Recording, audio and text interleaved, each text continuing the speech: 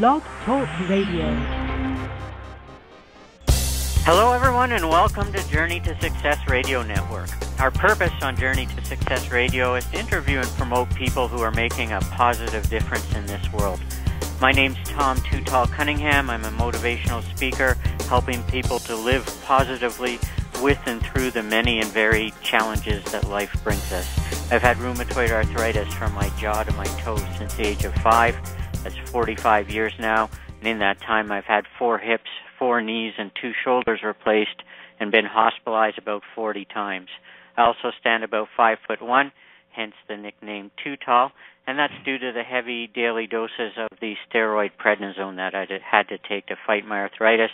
And, of course, anyone who knows me knows that despite those challenges, I always answer amazing when asked how I'm doing. You can find out more about me at my website at Tom2 and tall.com. My guest host today is Brad Szollose. Brad, tell us a little bit about yourself. Hey, Tom, how you doing? And welcome to everybody who's listening out there. My name is Brad Szollose, and I am the author of Liquid Leadership from Woodstock to Wikipedia. And what I specialize in, and I think, Tom, you enjoyed some of the work that I do when we were out in California, and what I specialize in is I help you bridge the generational chaos that's happening not only internally in companies all around the world, but in your sales, marketing, parenting, and even education. Love it. And our guest today is Greg Link. Greg is the co-founder of CoveyLink, the FranklinCovey Speed of Trust practice, and the former Covey Leadership Center. He is co-author with Steven Covey of the Wall Street Journal and #1 Amazon bestseller, Smart Trust, Creating Prosperity, Energy, and Joy in a Low-Trust World. Greg is a trusted and sought-after executive confidant, advisor, and compelling speaker. He is a recognized authority on the impact of trust on business, growth, leadership, sales, marketing, and high performance. He orchestrated the strategy that led Dr. Steven Covey's book, The 7 Habits of Highly Effective People, to one of the 2 most influential books of the 20th century, according to CEO magazine. So welcome to this show today, Greg. Thank you for joining us. Hey, Tom, I'm so happy to be with you. Your reputation precedes you. You're an inspiration to all of us. Thank you so much. I'm so glad to have you on the show. Greg, when I think about sales, which is kind of most close to my heart in my career, Zig Ziglar always said that people will buy from you if they like you and they trust you. So, and yet at the same time, I've never read a book on trust before. I cannot recall ever reading a book with the word trust in it. So what would make you decide to write a book about the topic of trust?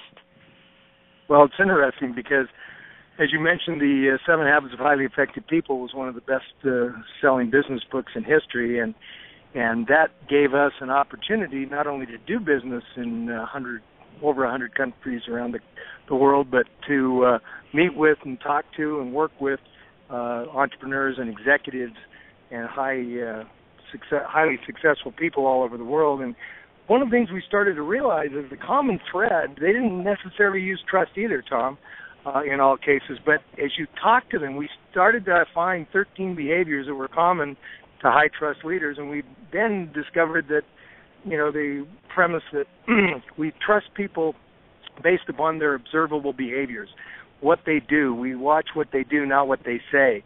We judge ourselves by our good intentions. We judge others by their observable behaviors. And once we got onto that track and started to ask people, just like you, Tom, they say, well, gosh, I never thought of it that way. But almost 100% of them, when asked, would attribute their success and sometimes their failure to the ability to grow trust or, in the bad cases, to lose trust with their customers or other significant stakeholders.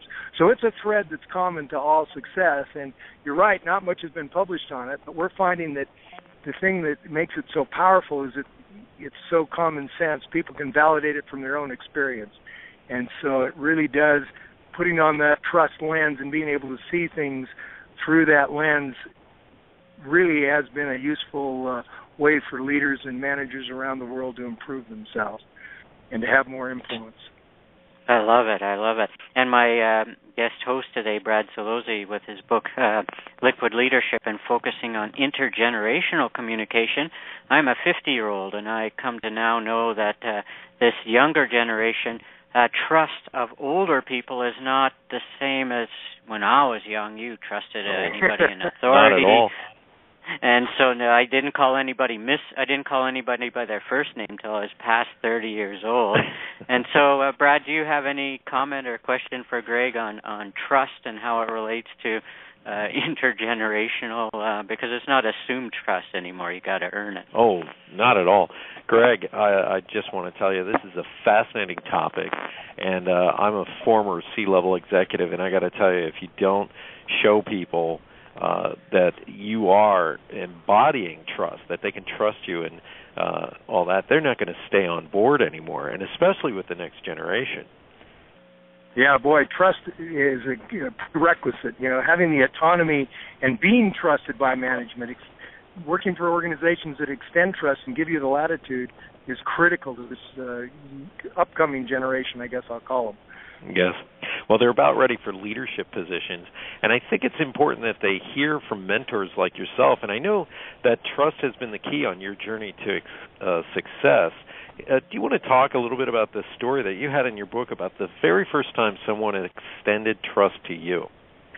Sure. Yeah, it was a milestone event for me. I grew up and was, there were no weapons involved, but I was a juvenile delinquent. We'll just say it like it is. I mean, I was a bad kid, and I managed to squeak my way out of high school and get into college. And the first job that I got, I worked my way through college, and the first job that I got, I'd been there about 3 months. The only job I'd ever had, really, other than digging sprinkling system pipe, was working in a grocery store. And one day, a few months after I'd been working there, the boss, the manager, came up to me and handed me the keys to the store and the combination to the safe. And he said, I got to go. In 4 hours, I need you to lock up and put all the money in the safe. Man, if he had any idea who he was trusting, he would have never given me that responsibility. But he was the first adult that ever trusted me, and it changed my life. I didn't not want to let the man down. So the point of the story is that, people think trusting is risky, and you could argue that was risky on his part.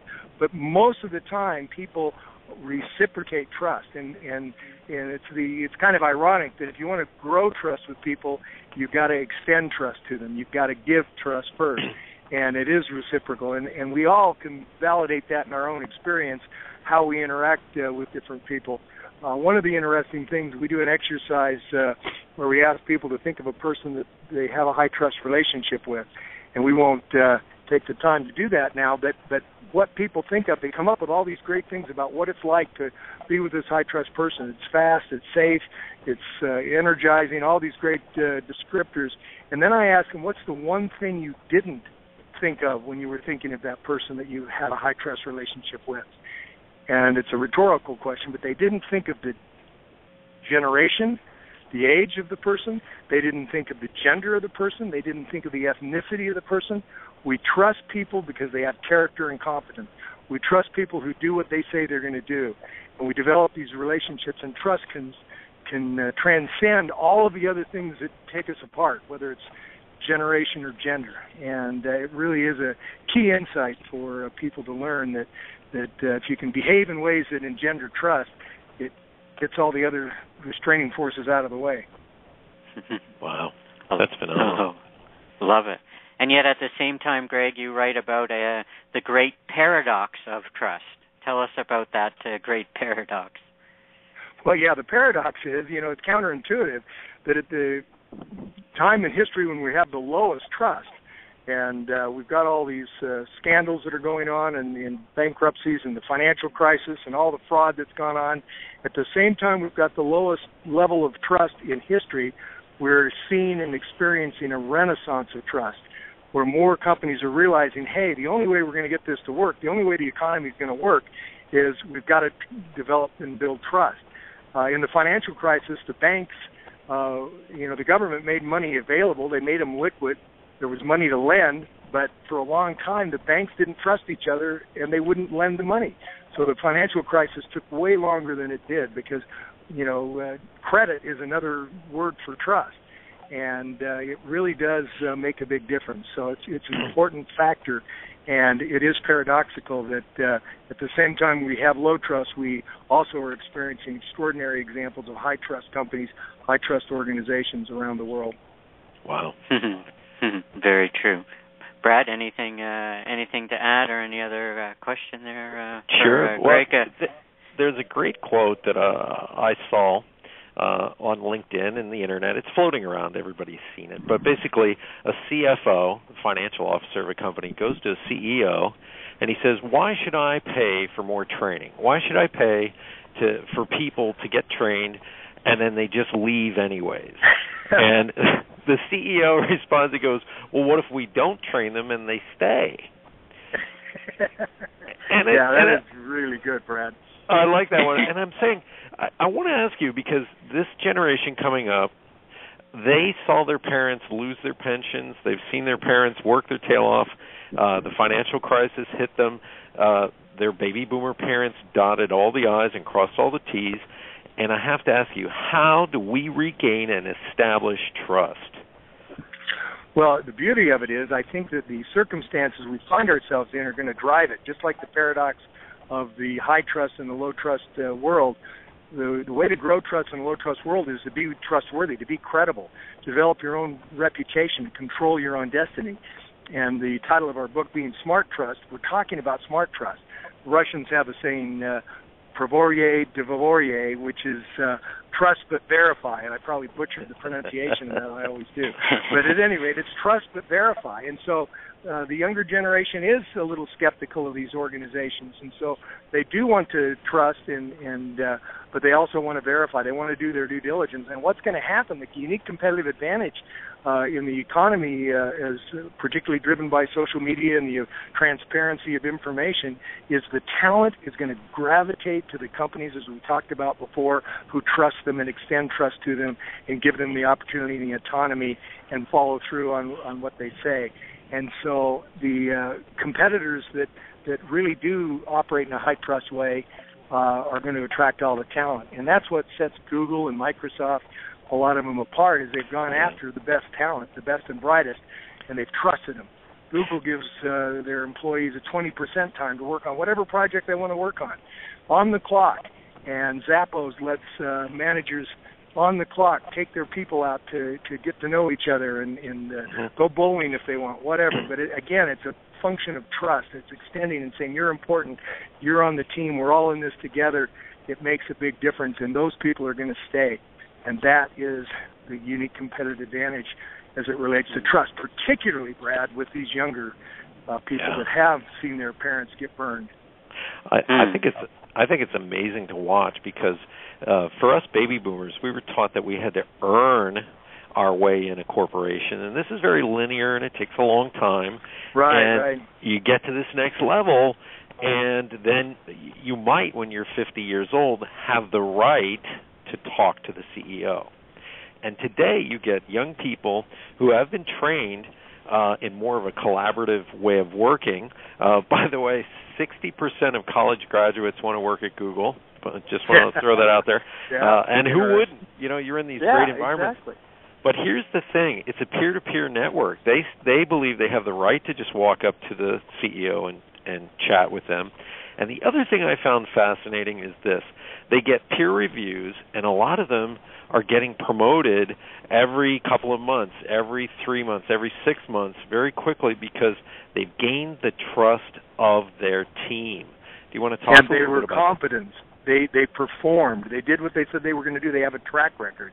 Yeah. That's really a good insight, Brad. Yeah, I find this fascinating. I mean, Tom and I, when Tom called me up and said, hey, would you like to be in on this? I was like, finally, here is a subject no one talks about, but it's very important. Exactly. Greg, what's so important, we can talk about this and write about this, but let leaders, current leaders and future leaders, give us 5 actions, things that we can do to become a high trust leader? Rather than talking about it and preaching about it, how can we demonstrate it as leaders ourselves? It's a great question, and that's basically what we wrote the book about. I want to preface it with a current event here, and say a little about American Airlines. I don't know if you followed the U.S. Air American Airlines merger, but last spring I was at Thunderbird International Business School, which is the number one rated business school in the world there in Arizona. And the CEO of U.S. Airways, Tom Brady, anyway, the CEO spoke. He was the keynote. He was the commencement speaker. And he said, I'm going to tell you the secret to business that they didn't teach you at Thunderbird. And he said, Thunderbird's a great business school, but they don't teach it in any of the business schools. And he says that point is relationships, high trust relationships matter. And he said that American Airlines, and by the way, for those that aren't familiar, the combination of these two airlines is forming the largest airline in the world at $11 billion plus. So this is a big deal. And American was in bankruptcy. They did not want to merge. And he had the version, it's Parker is his name, that had the vision, the CEO of the other airline in Phoenix there, U.S. Air, had the vision to merge, but American didn't want to do it. And so they had a series of meetings. And he said the entire merger turned on a number of incidents where American Airlines people, particularly in the union, ran across people on the U.S. Air team that they'd known from a previous job or project or whatever, and they had a high trust relationship with. And that was the kernel that turned the entire merger into a possibility, and now is going to be a fait accompli. And so it's these 5 actions that inform a lot of these stories that we read about. And the first one is to believe and trust, to have a fundamental belief in trust. And that's what he exhibited by having a propensity to consider that and choose to believe and trust, that he could, even in spite of all the feedback from American airline executives, he felt that there was a way that they could make this work. And having a belief that people are fundamentally trustworthy and worthy of trust, and that most people can be trusted. And that more importantly, a belief that extending trust is a better way to lead an organization. That's a key thing. You've got to have that fundamental belief to be willing to take the risk. And then the second smart trust action is to start with yourself. And it flows out of the first. But the minute you think the problem's out there, that very thought's the problem. We have a tendency to blame the circumstances, the economy, our coworkers, the customers, whoever we want to blame. But if you take responsibility and look to your own integrity, your own character and competence, and there's the 2 sides to trust as we define it, that you have both the character, which is the price of entry in this day and age, to have integrity and have good intentions, and then also you've got to balance that, as we've talked about, Brad, with the competence. You've got to do what you say you're going to do, and you've got to pull through. And so having that self-confidence really is a important step forward for these smart trust leaders. And then the smart trust action number 3 is to declare your intent. Now, this is one that we've really kind of stumbled upon. We've been talking about transparency and trust and all that for a long time, but what we discovered is that if you want to persuade somebody or influence somebody, the tendency is to go into your pitch, your presentation, and what's the other party doing? They're kind of back on their heels, going, where's she going with this? Where's he going with this? When's the other shoe going to drop? We're not even listening. So to take their sword out of their hand, it's counterintuitive, but lay your cards on the table. Assume trust. Declare your intent. Say, here's what I'd like to accomplish. Here's what I'd like to hope to accomplish in this meeting. And this is how they did it in the American Airlines merger. Here's what we're trying to accomplish. Here's what we hope. And then they may not agree with you, but at least they know where you stand, and they're then able to listen to your argument and then give their counter-argument, and it makes a whole different experience. The second part of that is assuming positive intent in others. When I drive a car, if somebody pulls out in front of me, I have the feeling they looked me right in the eyes and pulled out in front of me deliberately. My sweet wife reminds me that maybe they didn't have that intention. Maybe they didn't see me, or maybe they have a sick child in the car. So assuming positive intent. And Indra Nooyi, who's the CEO of PepsiCo, said that that's the one thing she learned from her father, was that you want to assume positive intent in others, give people the benefit of the doubt, and then trust becomes a performance multiplier. And then fourth smart trust action is to do what you say you're going to do. And this is really significant in this day and age of a global economy and, talking across generations and some of the other contexts that we operate in. We were speaking with the CEO in London, England, and he did business in over 180 countries around the world, which is the majority of countries that even have an economy, as you know. And at any rate, we asked him if trust was prevalent in all the different places he operated, and he said, yeah, everybody has a high value for trust.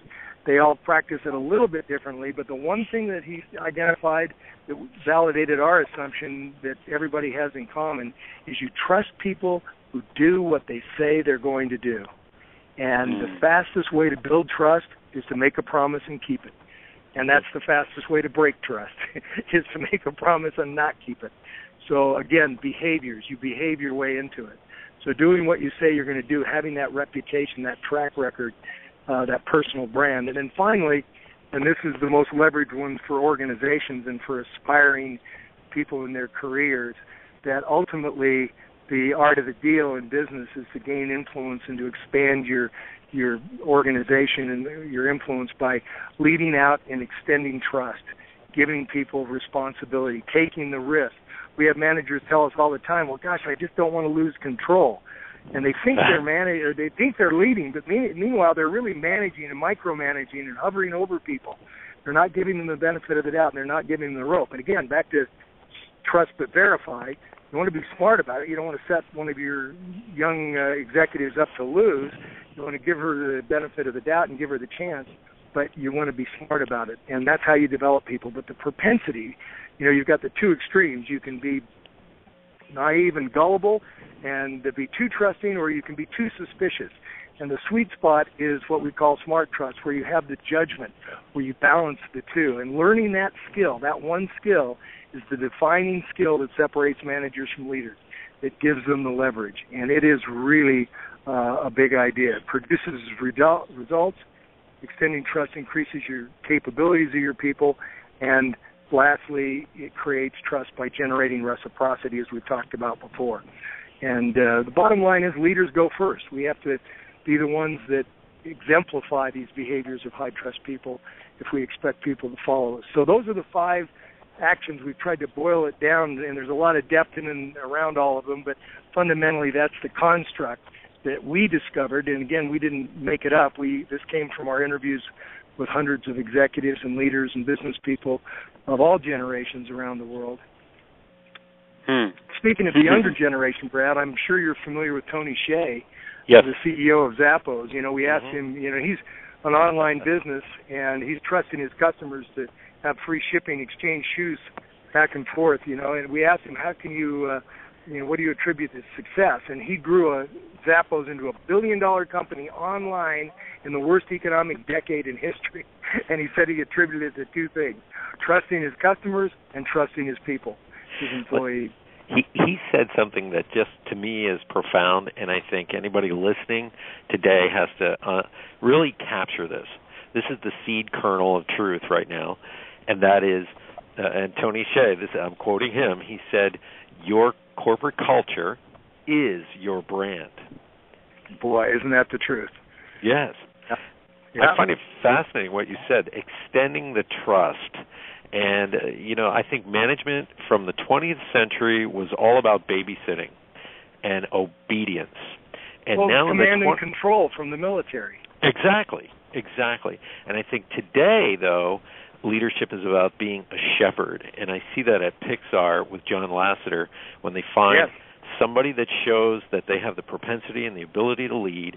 They eventually give them the producer's chair or the director's chair for a feature film. Now, that doesn't mean they just throw them out there. They have a huge amount of mentorship, training, and everything that goes with it. And I think you touched on that very much so in your 5 steps. It's phenomenal. It's really about integrity. That's what I wanted to throw out there. Well, yeah, and that's certainly the starting point, and that's the price of entry. But in addition, and that's what has been the common definition of trust over the years, is being honest, so to speak, and that's important, and that's the walking your talk. But again, it's the walking the talk part. It's the other part of it. It's doing what you say you're going to do. It's having not only the character but the competence in performing. And that, at the end of the day, we trust people that have both. And Lassiter, by the way, Brad, and Tom, he's a poster child for what we're talking about. Yes. That example you just gave is ideal.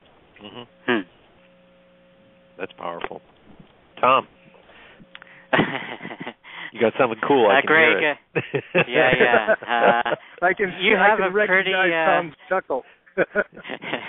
You have a pretty neat giveaway, Greg, on your website to help our listeners understand restoring trust. So tell us about that, because that's pretty neat. Well, yeah, there's a lot of content in the book, Smart Trust, and in Speed of Trust. But one of the things we've found that has been particularly useful to people is shattering the myth that once you've broken trust, that's it, you've lost it forever. And in business, with customers and employees, we're all going to make mistakes. And the ability to restore trust is a lost art. Most of us, or many of us, just give up and just assume, hey, all is lost, she'll never trust me again, or doggone it, I'm never going to buy from them again, I'm never going to trust them. And so we kind of draw a line in the sand. And so the art of the deal is being able to restore trust. And we believe that trust can be restored. There was a Harvard Business Review article by a very reputable academic who said that once trust is lost, all is lost. You can't regain it. And we would say that the opposite is true. That we do acknowledge there are cases that are so egregious that you're never going to trust someone again. Bernie Madoff in the United States, the investment guy that defrauded everybody, would have a heck of a time regaining trust. But for the most part, most of the small mistakes and even big mistakes that we make, we can restore the trust. And it is something that people don't think of, but it is something that's important. And this restoretrustkit.com, you can get a couple video clips and the copy of the 13 behaviors and a number of different tools that can teach you how to restore trust when you were at fault, when you lost the trust, and then also how to regain trust with somebody that violated trust with you. How can you forgive them and be smart about it? Again, we're not talking about getting taken advantage here. We're talking about legitimately restoring the trust, sometimes to a level that's even higher than it was before. There's a great story in the book that Steven tells in the Speed of Trust book about his son losing his driver's license to his parents for violating their trust, and they now trust him more. It's a great story. I'll leave it at that and let everybody read it. I believe on the restoretrust.com there's an audio clip of him telling that story, so you can go to restoretrustkit.com and get that. That could also be a handy tool for spouses, any relationship, not just business and parents. Well, spouses and teenagers, Tom, are kind of where the rubber meets the road, aren't they? Yes, you can pass through those relationships. Wow. Exactly. Brad, do you have anything for Greg there? Well, you can always get your trust back. I think that's fascinating because I was pointing out to people, Michael Milken, the penny stock billionaire, after he got out of jail, he now teaches at Harvard. So I think you can always turn it around, as they say. Yes. Yeah, it is possible. And again, it's not just to say you're sorry. You've got to try to make restitution where you can. You've got to be very sincere about it, and you've got to take actions over time sometimes to do it. But it is possible. Yes, exactly. I agree. My wife is a law clerk for a criminal attorney, so a lot of times people have to go through this kind of a process to restore trust from the government in them and in all the parties involved. And so you can restore trust. It is a process, but you certainly can. Go ahead there, Brad. Yeah, sometimes it's tough. I think the mayor of Toronto may have a hard time, restoring trust. And again, I don't mean to pick on him on a personal level. That's up to him. But when you're the CEO of an organization like Toronto, you pretty much got to play it a little bit differently. And we just get sound bites down here, so I don't know if I'm missing both, but I haven't seen any gestures on his part to try to restore trust with his constituents. Not at all, not at all.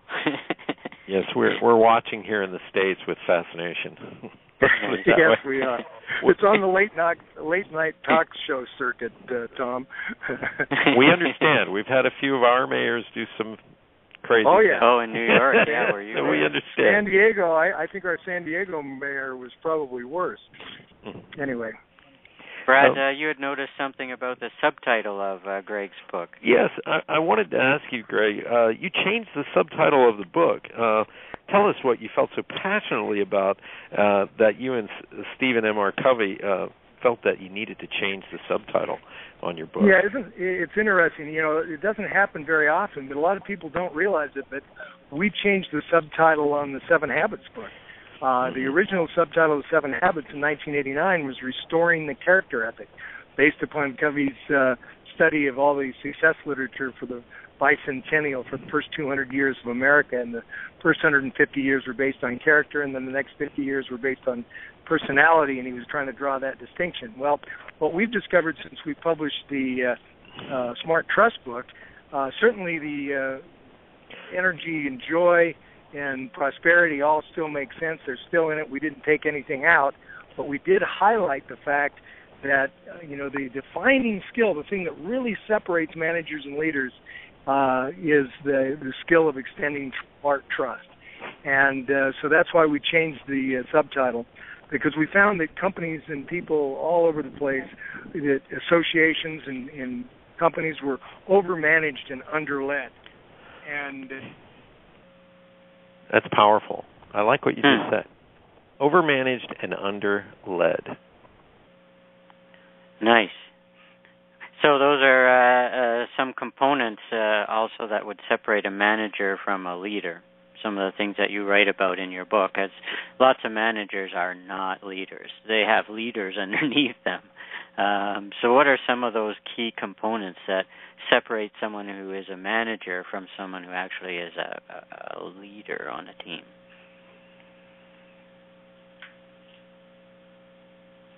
Uh-oh. Did we lose him? We may have lost him. We lost him. We'll wait and see if he calls back in. You there, Holly? Oh, there he is. Brad's here. That was my bad. I'm glad you had Brad there with you, Tom. I think we had a power shortage. It just zapped everything. The lights blinked and everything. So I guess all's well now. I'm glad it was short-lived. Yeah, I'm glad you called back in. Yeah, let me just pick up where we left off, talking about our discovering companies that were overmanaged and underled. And a lot of managers, when you ask them, why don't you extend trust? And they say it's risky, they're afraid they're going to lose control. A lot of them, though, really believe, they think they're extending trust, but they're extending fake trust. They're acting as if they trust their people, but then they micromanage them and hover over them, which is the counterfeit behavior to trust. And they're managing and administrating, thinking they're leading. So we suggest that extending trust is not too risky, that, the greater risk is not trusting enough. Giving people the benefit of the doubt, as we've been talking about, Brad and Tom, is the key to getting them to be trustworthy and to learn and to grow. And you actually ultimately, the quote you gave from Tony Hsieh, with a high trust culture, you actually get more control. Peter Drucker said, culture eats strategy for breakfast. Yeah. You can have the best strategy in the world, but if you've got a low trust culture, you're not going to be able to execute your strategy. You need that high trust culture and an engaged group of people to be able to execute even the smartest strategy. So that's why we changed it, because we really felt, just like you had mentioned, that not a lot's been published on trust. As we've gone along these last few years focused on trust, we realized that even with all of the noise that we've been making, people were still kind of missing that boat, that distinction between management. And management's important, by the way. That's the important thing. I mean, a venture capitalist is going to make sure you have a good management team. But a lot of times in companies and startups, it's the passionate vision of the leader that's extending trust and bringing people around him or her that are more talented than they are that is the art of the deal. And so this whole idea of extending trust we felt was kind of lost, and that it is the number one thing, as we mentioned when we say that it's the fifth action, extending trust to others. Right. So that's why we changed it, and it's works out well. We've had a lot of good response to it, even though we didn't add anything to the book or take anything out. It just kind of shifted the focus for people to what we felt was the most important emphasis. Yeah. Well, the subtitle of any book, I think, is really where the meat and potatoes is in any author's journey. For my own book, which is Liquid Leadership from Woodstock to Wikipedia, it's my subtitle that gets people drawn in. Yeah, I'll tell you what, the minute Tom read it at the beginning, because I haven't read your book yet, but Woodstock to Wikipedia, you got my attention. Well, it was like I'm a Woodstock generation. Exactly. Well, I was sitting there when I was coming up with it. I have a marketing background. I was chief marketing officer for a publicly traded company, and I sat there and I said to myself, well, what really captures the essence of true baby boomers? Because I'm a cusp boomer, and I was raised on KC and the Sunshine Band, but my brother is 10 years older than me. He was raised on Vietnam. So that really didn't capture anything. But Woodstock, that word Woodstock really captures it. And this next generation, they're so connected, they're so instant, everything's fast. It's either gaming, technology, or interactivity, or multitasking. And I said Wikipedia says it best. And it's multi-generational management ideas that change the way we run things. And that really that's the ultimate extension of trust. I mean, in the old generation, the academics just turn over in their grave about trusting the common person to have a encyclopedia written by a bunch of amateurs, Yeah, it is scary. Yeah. I was just talking to my wife the other day that when we were young, the only way to get an encyclopedia was at the grocery store or door-to-door salesman, and you had one at a time.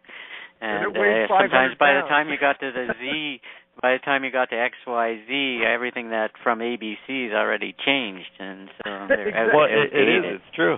By the time you bought them, they were out of date already. I remember having to do a book report on Nixon, President Nixon, and Watergate wasn't in there. Even though we were living through it, I lived through it, so I had to go, oh, geez, Dad, we're missing a whole bunch here. Funny thing, yeah.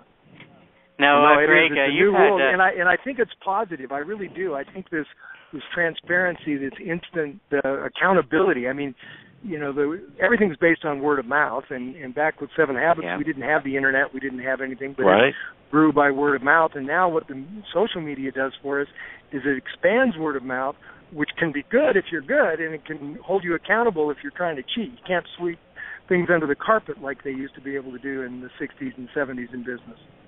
Yeah, you're absolutely right. There's a magazine out called Strategy and Business, and they basically talk about, in these results-only work environments that are team-driven, the ones that are not contributors, in other words, the takers, get weeded out very quickly because the givers are there all the time helping. And all of a sudden you see the person who's not working but barking orders, and they cannot survive in these environments. Yeah, and it's a really healthy situation, I think, not only in individual organizations but in the economy at large. I don't think that we're going to tolerate a lot of the things we've been beguiled by in the past. Oh, I agree. Greg, you've had the opportunity to work with 2 Steven Coveys. Even when I was writing the web page to promote this interview, I thought, geez, I got to get Steven M.R. Covey's name in there because it's so good for SEO value.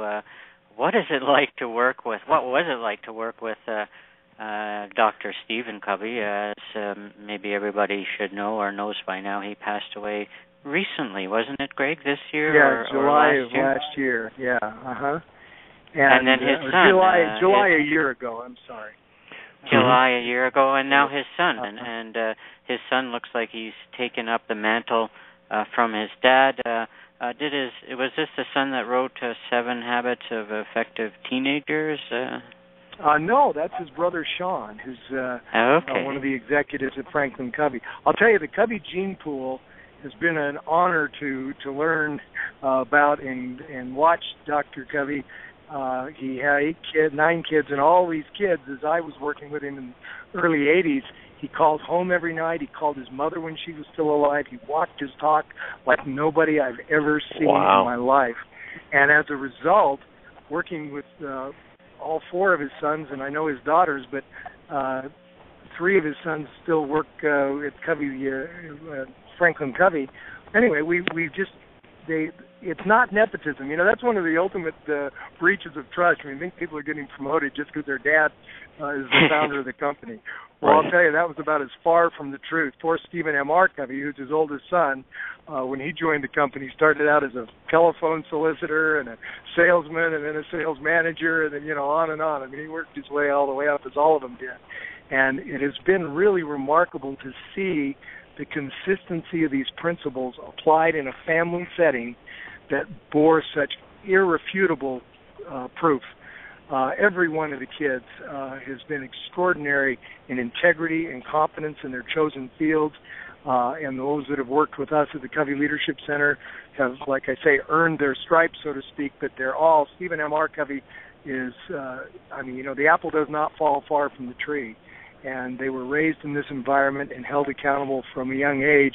And Dr. Covey used to say in many respects his kids were better than he was because he had to learn by trial and error, and he was able to teach them a little bit more explicitly. One of the times for a family night with a family, he took them to a high-rise building that was under construction.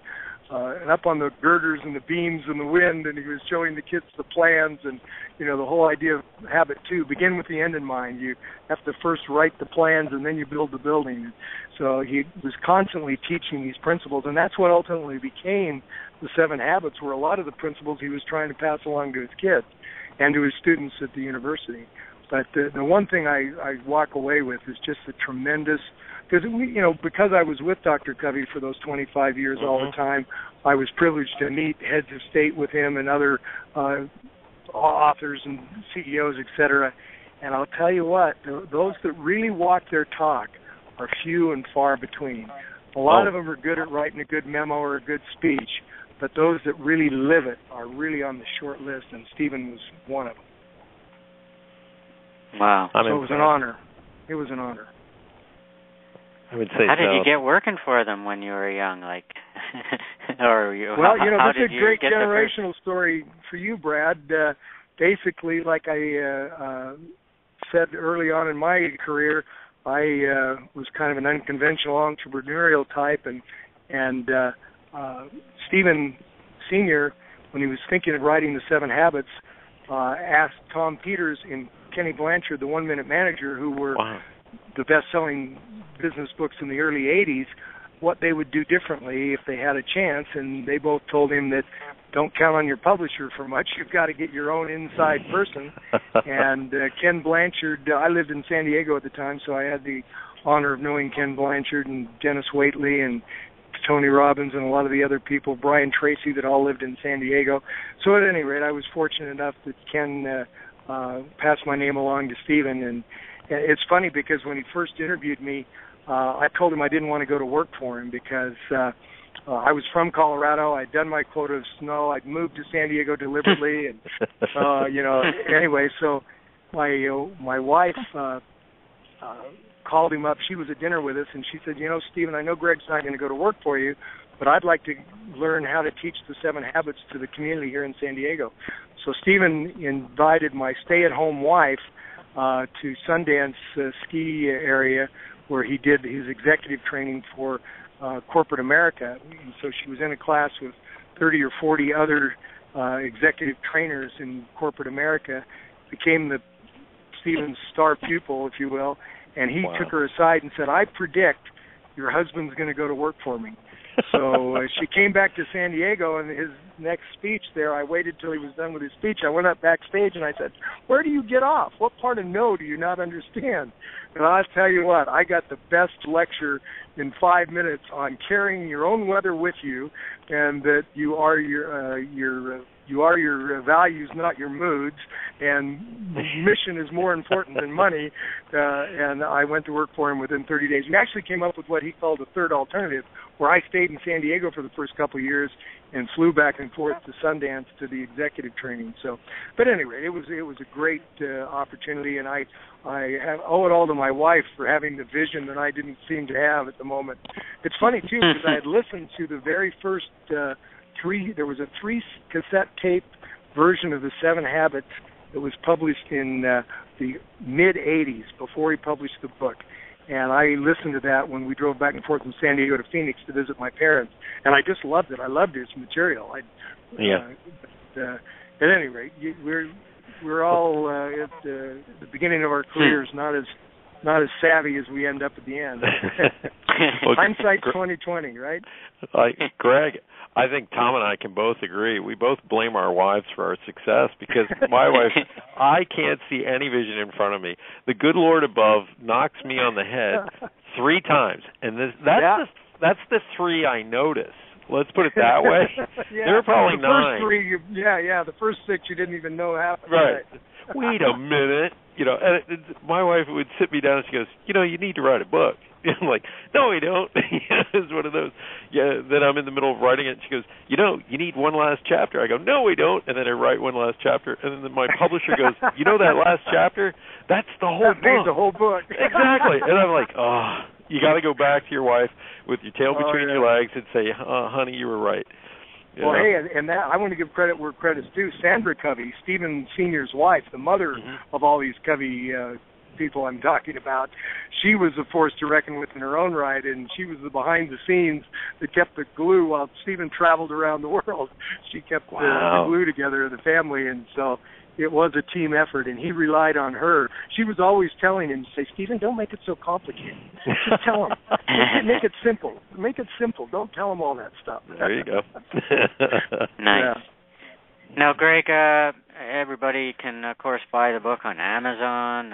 Is there other places where they can get extra benefits for buying the book?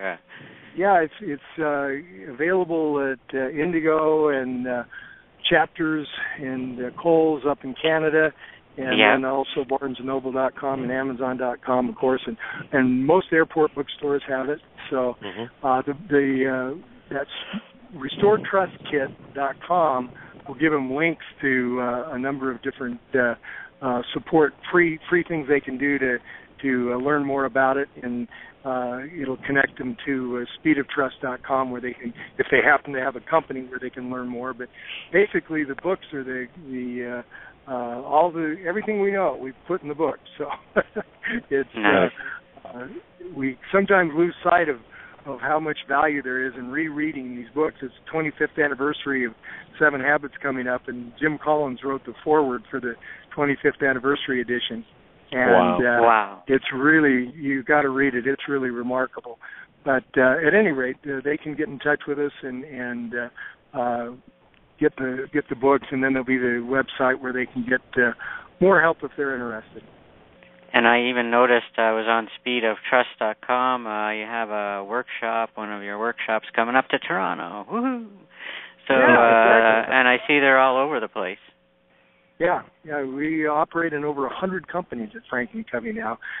Most of the international ones are with affiliate partners. We have a direct operation in Canada and England and Australia and Japan and Brazil.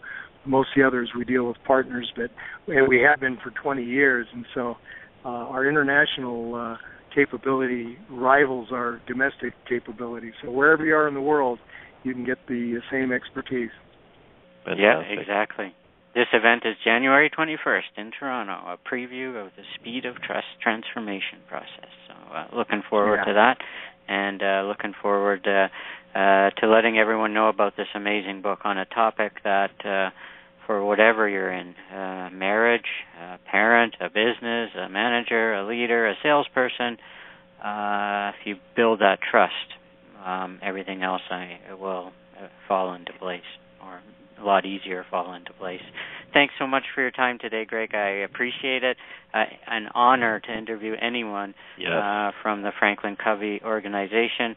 I remember for years carrying around my Franklin Covey planner. It was like my Bible. I didn't leave home without it. And so many memories tied up into that Franklin planner. And so continue the great work.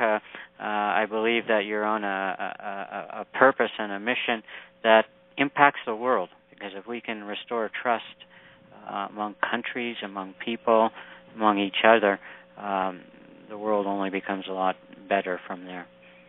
Yeah, well said. Thank you, Tom. It's been a privilege to be with both you and Brad, and I wish you guys the best. And you guys have made a great difference. And Tom, you're the poster child for all this stuff. You know, with all the adversity you've overcome, to stand tall, if you will, and keep the attitude and the vision that you have. It's inspiring. It is. Thanks so much, Greg, and thanks for joining me, Brad, today. I appreciate that. An honor, as always. Thank you so much, Greg. Thank you, Tom. I really appreciate this. I learned a lot today. Fantastic. Have an amazing day, guys. Thanks so much. Take care. Thank you. Thanks. Take care.